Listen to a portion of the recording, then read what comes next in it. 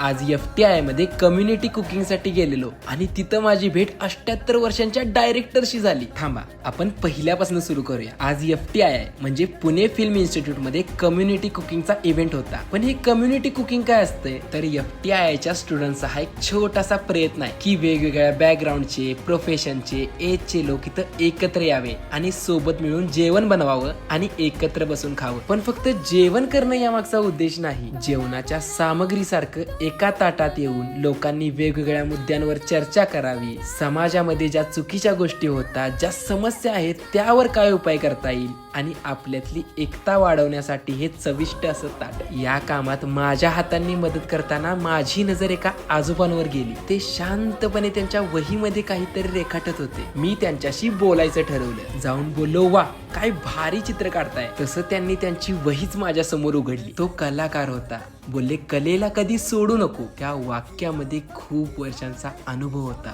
1979 मध्ये पहिली film direct केलेली आणि त्यांना माझा कंटेंट आवडला. माझ्या चित्राखाली त्यांनी आपली आयडी लिहून घेतली. त्यानंतर बोलले, लहानपणी भिंतीवर रेखाटलेली प्रत्येक रेष तुमच्यातल्या कलाकाराला हाक मारत असते, पण तुमचे घरचे तुम्हाला रागवून भिंत पुसून त्याच्या जवळ पण जाऊ देत नाही. जेव्हा तुझ्या समोर होईल तेव्हा कलर आणून दे, तू एक कलाकार घडवशील. तेव्हा मला या कम्युनिटी कुकिंग मधून माझा उद्देश मिळाला. यावर तुमचा काय विचार आहे थोडा विचार करावा, हाच यामागचा विचार आहे. पण आपल्या पेजला फॉलो करण्यात तुम्हाला कोणताही विचार करायची गरज नाही.